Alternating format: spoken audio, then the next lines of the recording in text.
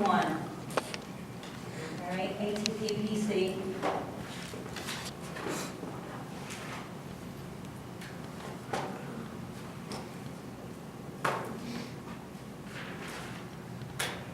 All right. First 5 to 10 seconds is going to be stored ATP that's sitting in the muscle cell. The remainder of that system is going to work by breaking down phosphocreatine, stealing that energy bond, and rebuilding ATP from ADP and PI. Okay? Then we have system 2. Right? Predominates from around 30 seconds to 2.5 to 3 minutes, depending on which source you're reading. Okay. And remember that in glycolysis, we are breaking down carbohydrate. So we're going to use glucose,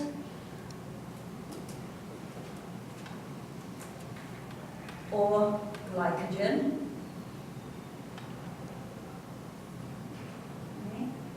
So we're going to feed in carbohydrate,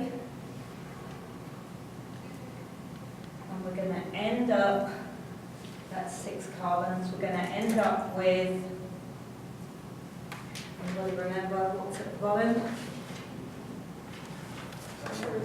Pyruvate, right? So we're going to end up with 3 carbon pyruvate, and another 3 carbon pyruvate.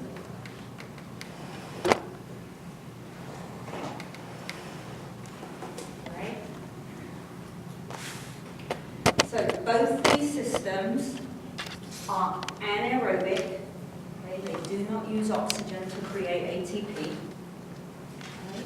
And they both take place in the sarcoplasm of the muscle cell.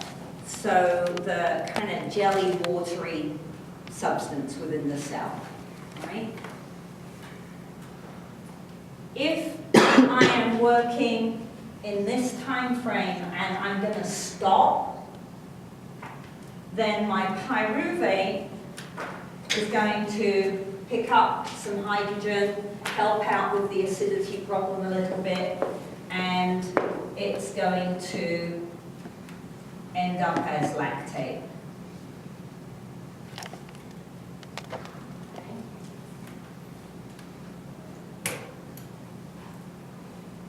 But if I am working aerobically, we see something different happen. So the same thing happens up to my 2.5, 3 minutes. By this time, my body has had enough time to take in some air, extract the oxygen, carry it around the body, dump it off at the working muscle. So by 3 minutes, I've got oxygen coming into the cell from the bloodstream, and now I can work aerobically. All right? So if I'm not stopping here and I'm going to continue, we see something different happen. My pyruvate now gets shuffled across the cell and into the mitochondria.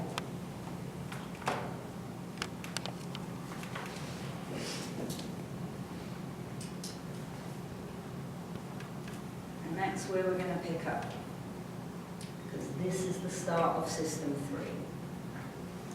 Okay?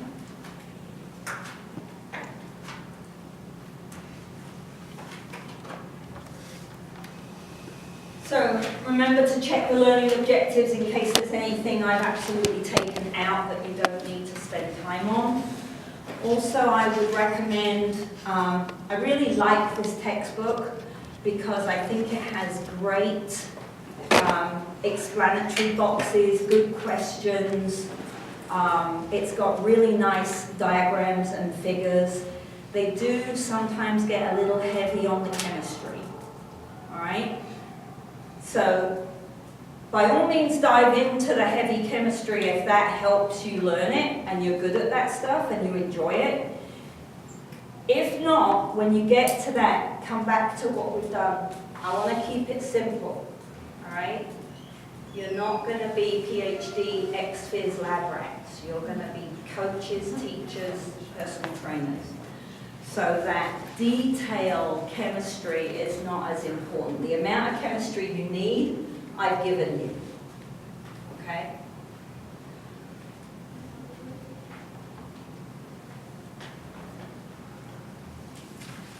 All right.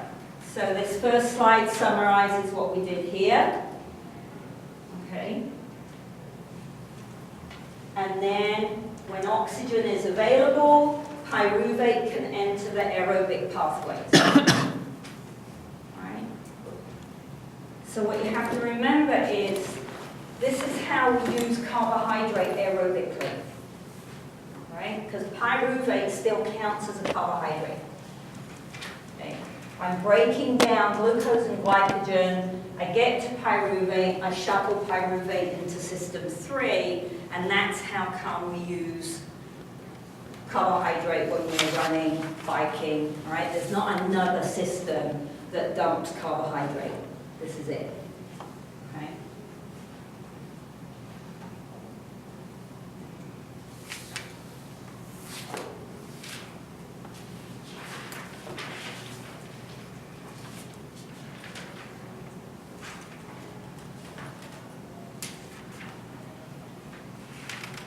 Okay. All right, so when we're working aerobically, we're going to be working at a lower intensity than we would be working anaerobically, because now we have to do quite a lot of work in order to create the ATP. So that drops the work rate down. Okay, I can't run a mile as fast as I can run a 50 meters. Okay. We have more than carbohydrate that we can utilize though. So we're able to use fats as a substrate for aerobic metabolism, which is great because they're big molecules with lots of energy available, but they take a long time to access. Okay? And remember that technically we can also use protein, although we rarely do. Right? So typically we use proteins for building things, for mending things. We don't use protein very much for energy, unless we're doing something that's really long duration. Right? So we break down our carbohydrates via glycolysis. We break down fats via a process called beta oxidation. And if we had 2 classes of ex-phys, we would cover beta oxidation, but since we only have 1 class, we don't cover it. The reason that I don't cover it is because when we break down fats, we don't get any ATP until they're in system 3. The process of breaking them down, the equivalent of glycolysis, doesn't produce ATP. So it's not considered, beta oxidation is not considered an energy system. Okay?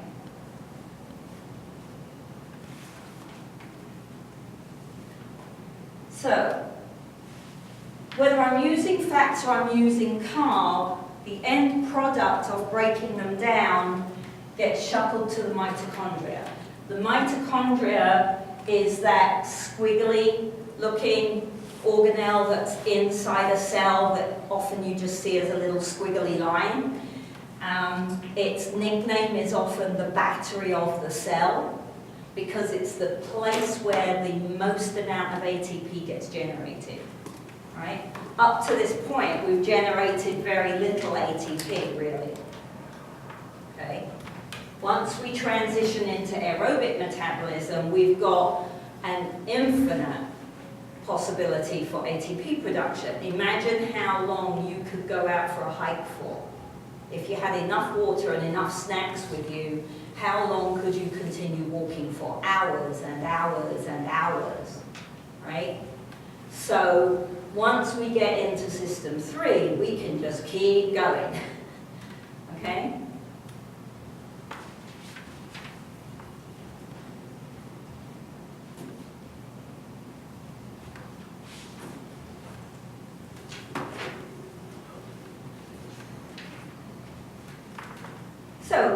pros and cons with aerobic metabolism.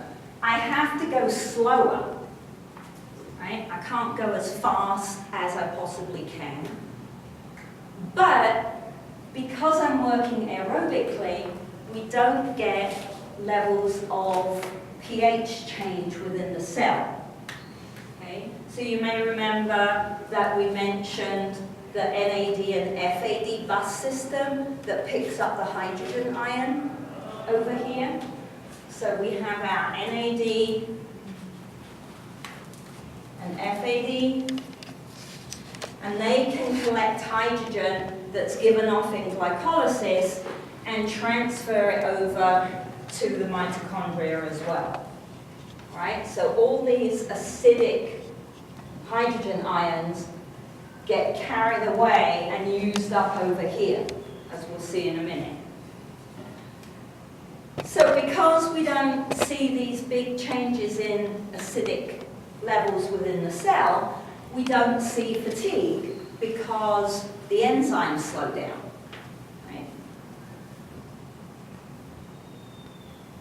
We get a much more efficient overall production of ATP when we're working aerobically. We just can't get it as quickly. Right? So if a tiger jumps out and I've got to run, aerobic metabolism isn't going to help. Right? Because if I stand there for 3 minutes breathing, waiting to work aerobically, I got eaten. Right? So it's no good in that situation. But if I've got to follow my sheep for miles and miles and miles and miles, then aerobic metabolism is very useful. Okay? So our waste products when we are working aerobically are water, which we can either use to help us stay hydrated, or we get rid of.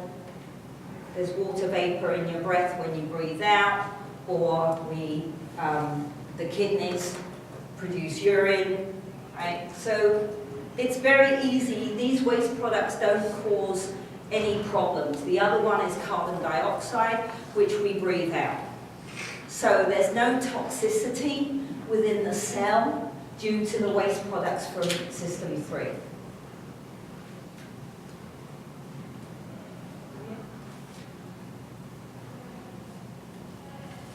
So if I'm working at a low intensity, sitting down, or I'm walking, relatively slow, I'm strolling, right?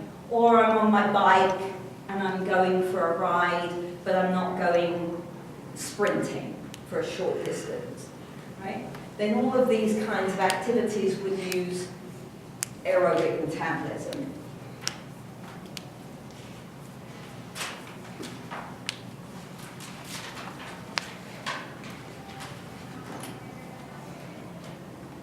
Alright, so anytime you look in a textbook or online and you look for Krebs cycle or aerobic metabolism, you're going to end up with this rather ugly diagram that's in your textbook.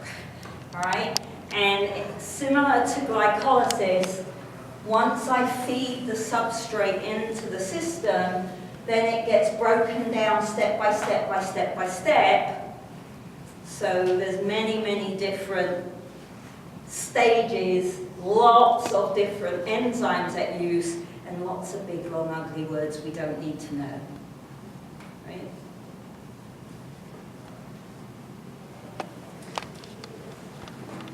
So let's make it a little simpler. All right? My pyruvate comes across to the mitochondria as a 3-carbon molecule. It gets broken down into a 2-carbon molecule called acetyl-CoA. CoA.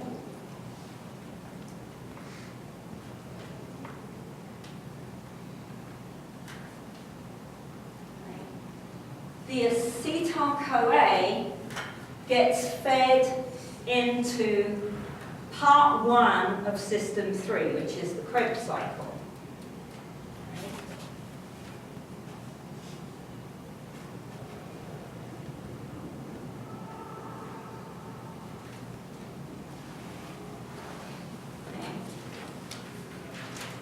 And don't worry about the hydrogens yet, because they don't come into part one. All right, so our bus system bypasses part one and goes to part two. Okay?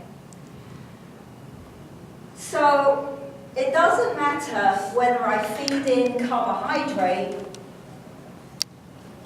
or I feed in fat.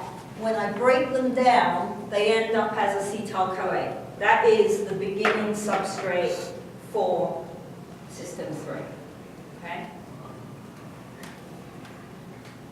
And so we chuck in acetyl-CoA, it chugs around and gets broken down, and while it gets broken down, we get one molecule of ATP. So that's pretty feeble, right?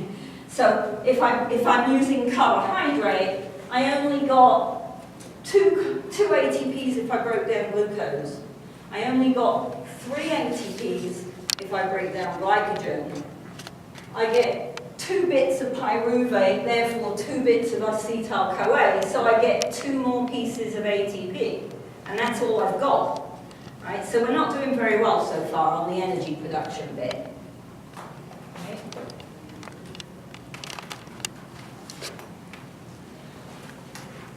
While it's getting broken down, we get hydrogens given off, which also get picked up by one of our bus systems, either FAD or NAD. Okay? And all this hydrogen, the bus system, as I said, overlooks part 1, goes to part 2. Part 2 of system 3 of aerobic metabolism is the electron transport chain, or the ETC. Okay? So, very often we see the electron transport chain pictured as a waterfall. All right? So we get this nice splashy waterfall. Okay? So Krebs cycle is part 1, and the ETC is part 2.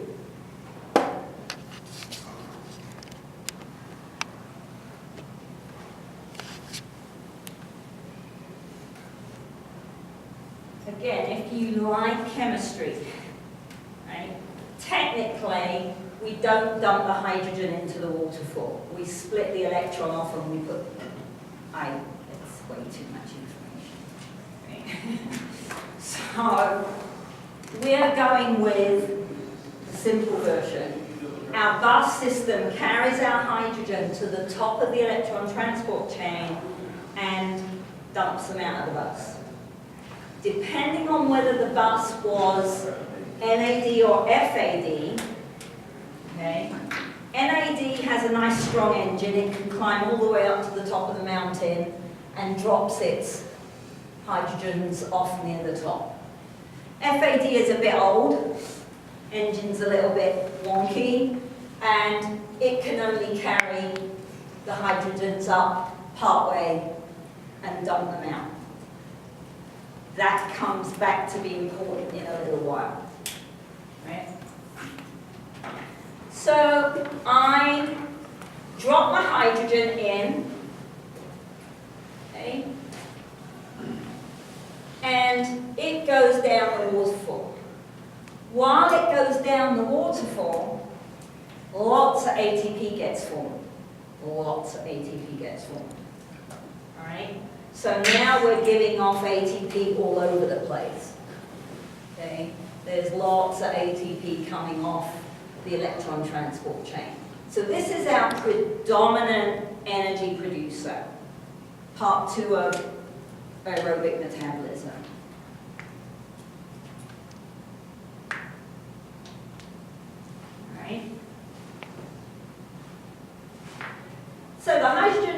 their work, we get all this ATP coming off as they pass through this electron transport chain, and we get to the bottom, and we're left with our hydrogen ions. Okay.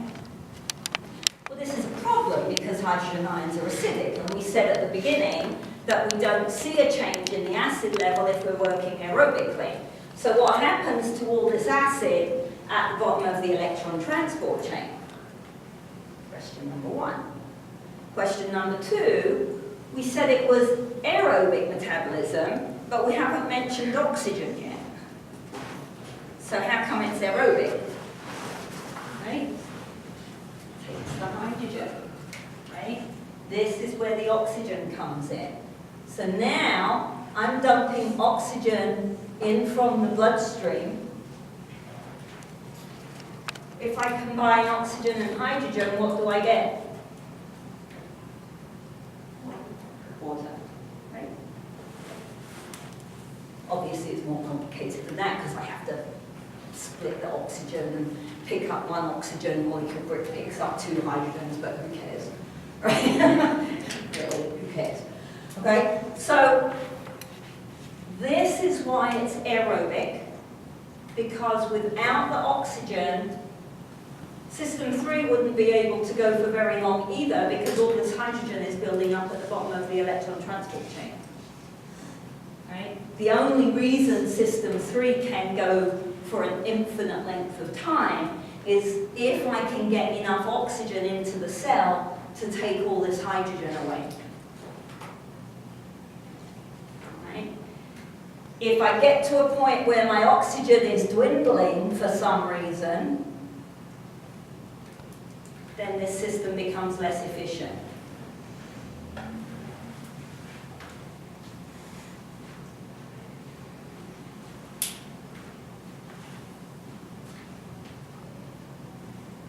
Right?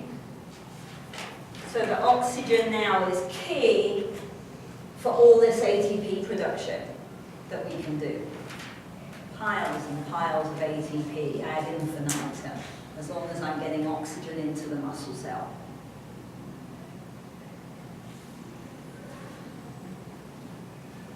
Question.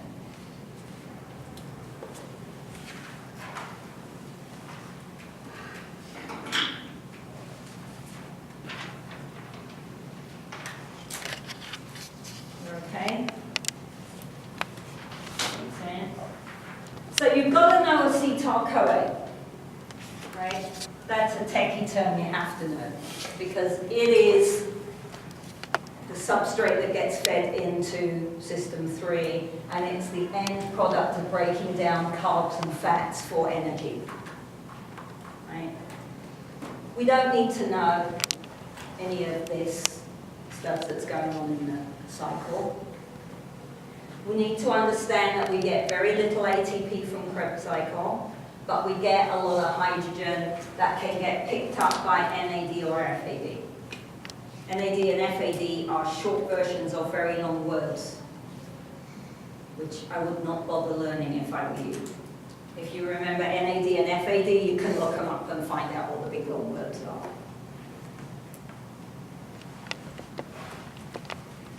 Dr. Barlow would have a hissy fit if he heard me say that.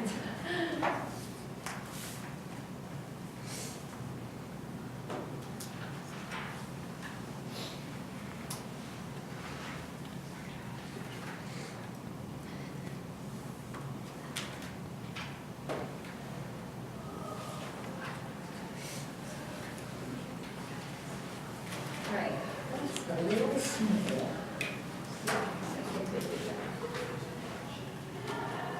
This table is in your book, so don't worry too much.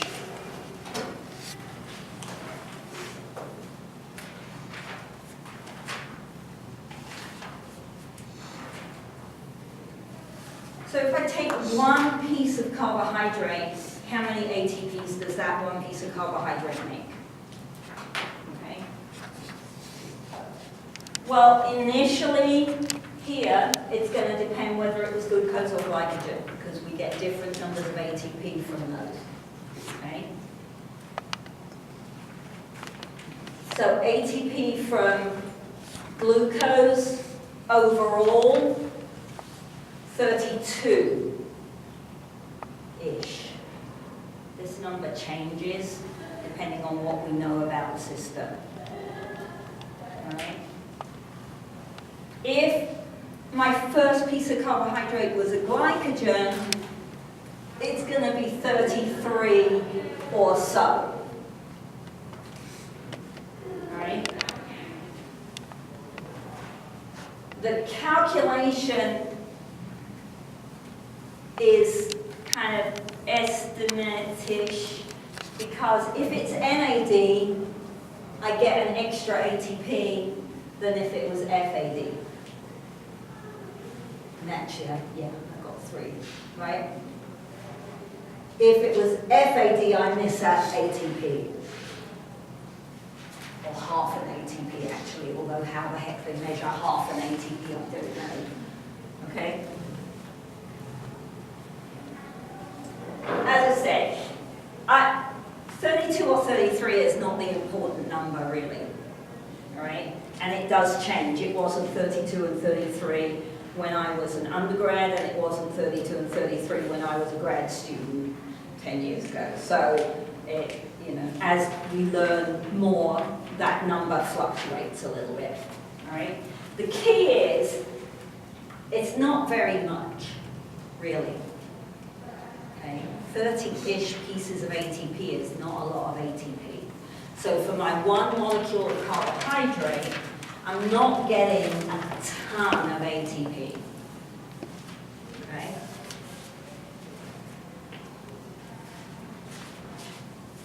So if I've got glucose available in the bloodstream, that will get transferred into the muscle cell and used for glycolysis. I've also got glycogen stored within the muscle cell, so we will break that down and feed it into glycolysis. All right? The glucose in the bloodstream is important when you look at endurance races and why people take carb drinks or have handfuls of raisins or something like that during the race. Because we've got to, if we can bump up our blood glucose a little bit, gives us a little bit of sparing on that intramuscular glycogen, which, again, plays a role as we move forwards. So, when I'm exercising, then, if necessary, if I'm working hard enough, the liver also stores glycogen, and if I need to, I can break that glycogen down into glucose, dump it into the bloodstream. Right? If I've just had a meal or a high-carb snack, then the liver, the brain, the muscles will take glucose from the bloodstream and turn it into stored glycogen. Well, the brain will use it directly for energy, but one of the reasons when your blood sugar's low, right, you start getting a bit la la la la la, right? Because your brain uses glucose. So if you're hungry or your blood glucose is low, your brain's going ah blah blah blah, right?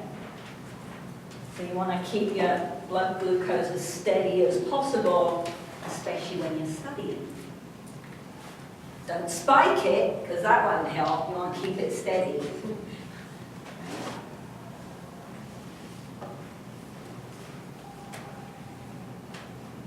So if I'm working at a very low level, but more than sitting down, I'm going to take that blood glucose. It's a smaller molecule, it's quicker to dump into ATP. It has a cost for being quick, because it costs me an ATP to get it going, but it's quick and easy to use. Right? Once I'm up to a moderate level, I'm going to be using blood glucose and stored glycogen from the muscle tissue.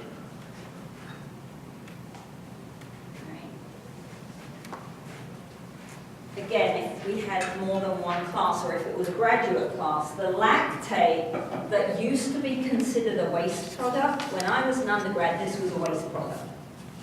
Okay? Now we know, my ex-phys instructor teacher in Auburn found out, I can't remember when, it must have been early 90s, mid-90s. He did some research and found out that lactate actually is not a waste product. It gets moved around the body and gets broken down into glucose and put back into the bloodstream and used for energy again. It's called the Cori cycle, but we're not going to learn about the Cori cycle for the same reason as the beta oxidation. Right? It's too advanced for what we want right now.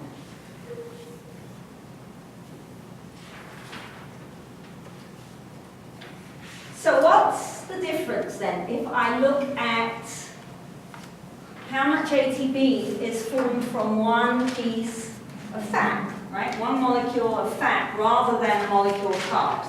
Now, depends a little bit because fats can go from 14, 16 carbons up to 24, 26 carbons. So it depends upon the size of the molecule of fat, right?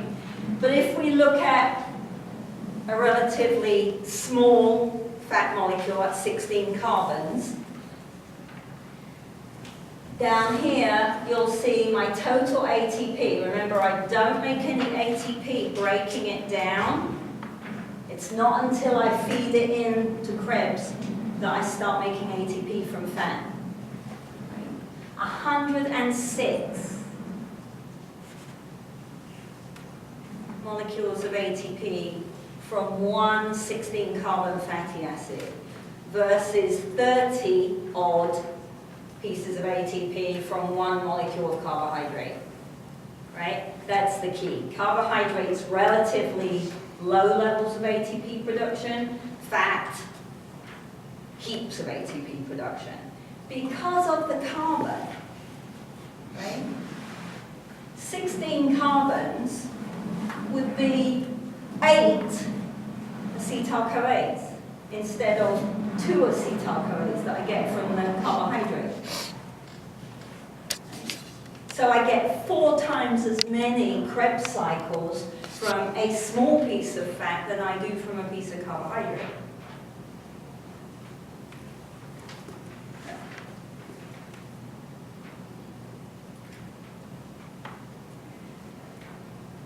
So the longer the fatty acid, right, the more carbons are in the fatty acid, the greater the ATP production.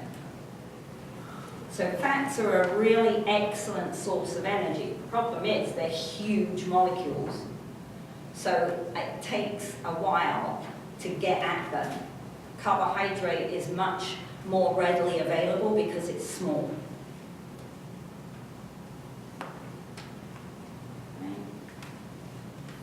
So the take home is fats produce significantly more energy than carbohydrates do, but carbohydrates are quicker.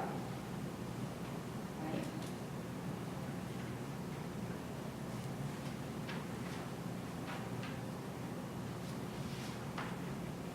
Can you manage a little bit more? How's our brains doing? A little bit more? Yes, that Mark.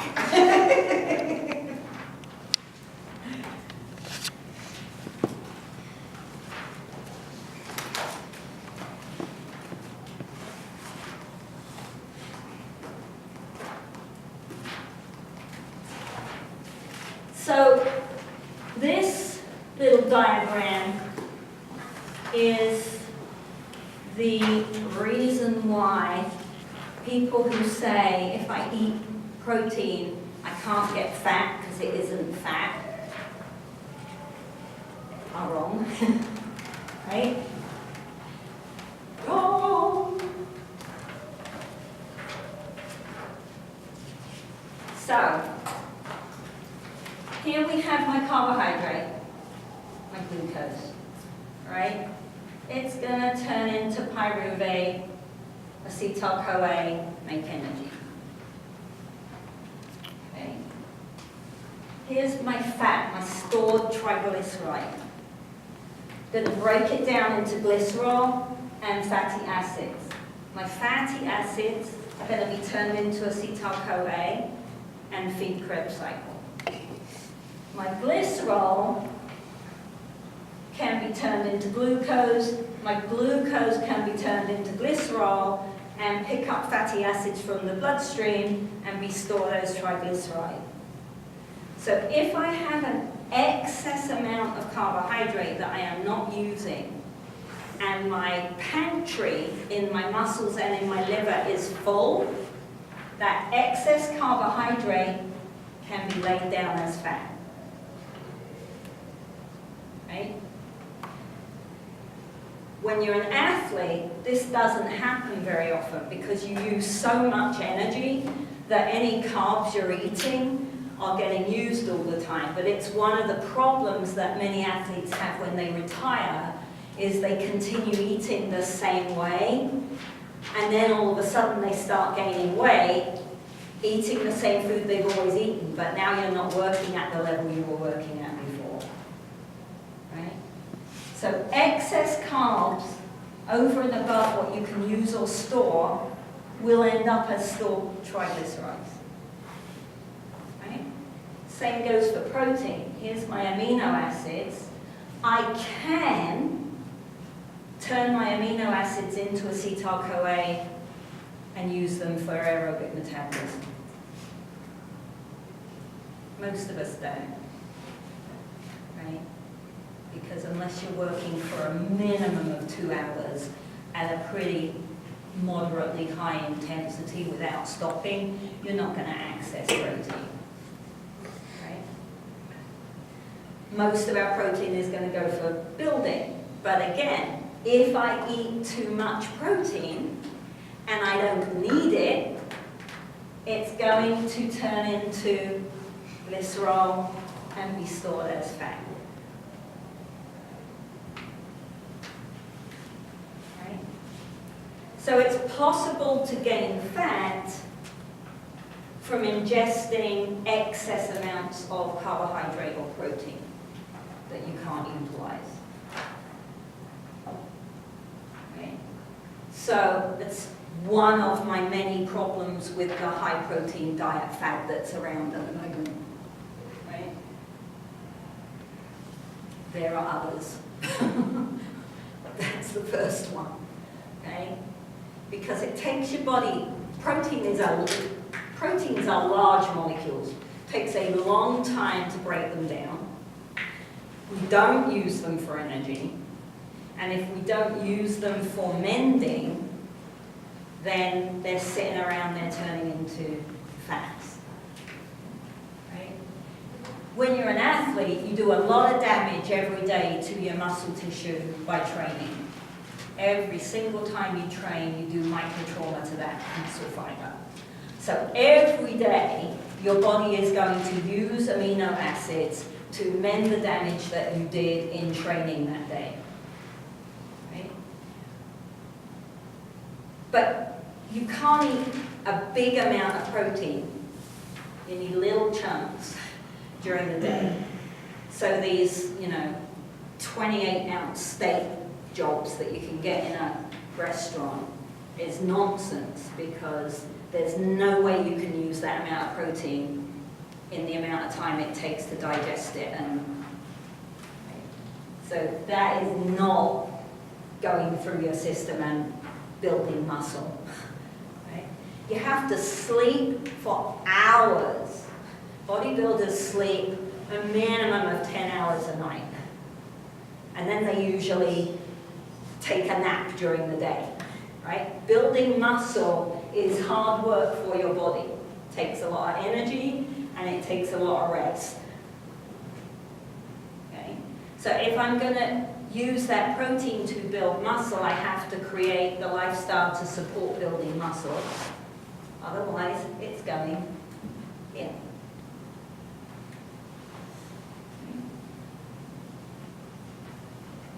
Does that make sense?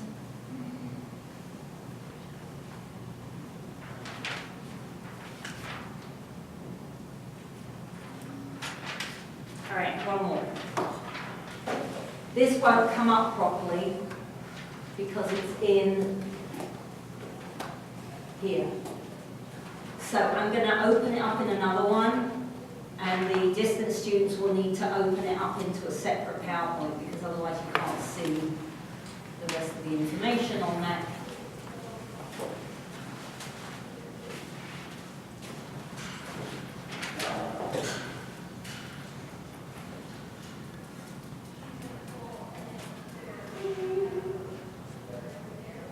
The wrong one? Yes.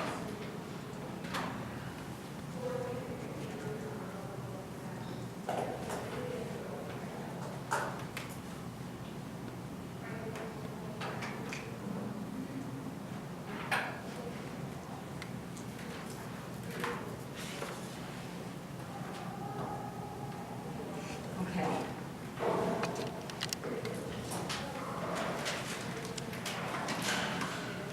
So when do we use protein for energy then? Right? Just so that when you're getting this information from the media and there's all this keto diet nonsense going on at the moment, all right, then this is the science behind using protein, right? Typically then, we're not going to use amino acids for energy. As I said, bless you, as I said, in a marathon, so if you're working for 2 to 4 hours, somewhere between 5 to 10% of all the energy you need for that 4 hours comes from protein. Not very much. And most of us don't work for 4 hours at a time. If you go on a severely reduced calorie diet and your body recognizes that it has a problem because it's not getting enough calories in, then it will start to use a little bit more of the protein that you do eat for energy. Or it will start to break down muscle tissue and use the proteins for energy.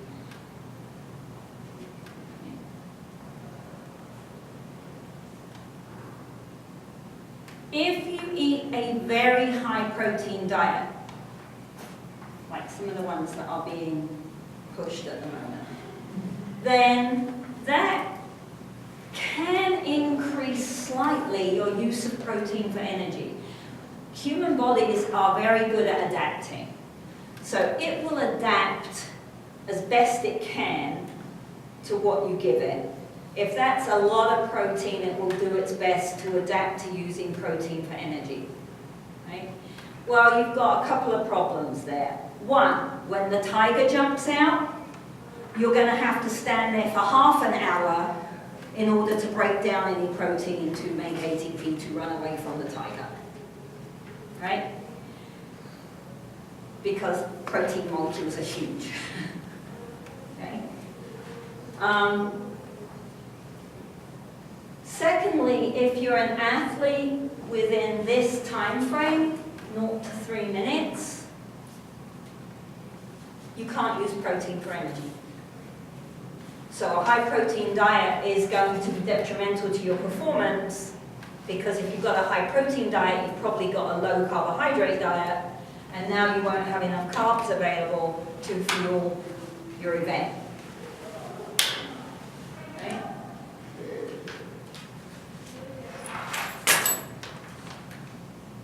If you do a lot of long-term endurance activity, so if you do a lot of training for marathons, 10Ks, things like that, then your body will adapt to using a little bit more. So a world-class marathon runner will use closer to the 10% protein, whereas me, doing my marathon, I'm going to use the 4 to 5%. Right? Bless you. So the more we exercise, we saw that in chapter 12, the more we exercise, while we're trying to lose muscle, fat mass, the less muscle loss we see, which is typically beneficial. I want to maintain my strength. That's important to good quality of life. All right? So, and just to, some of you said that you had not really known anyone who was anorexic. And this picture came off the web, so you don't know how much it's been messed around with. But I've known people who are badly anorexic, and that's about what they look like. So it's not that far off the mark. Look at her arms, right? Look at the muscle wasting that we see here. Because she's not feeding her body has started to eat her own muscle to survive. Okay? And you can see here, there's no muscle across her back. Her lats are basically non-existent. The traps are non-existent. Right? If we could see her legs, you'd almost be able to see the thigh bone. So this is a situation where her body is using protein for energy because it has no choice now. If it's gonna keep her alive, it's gonna use any calories it can get at this point.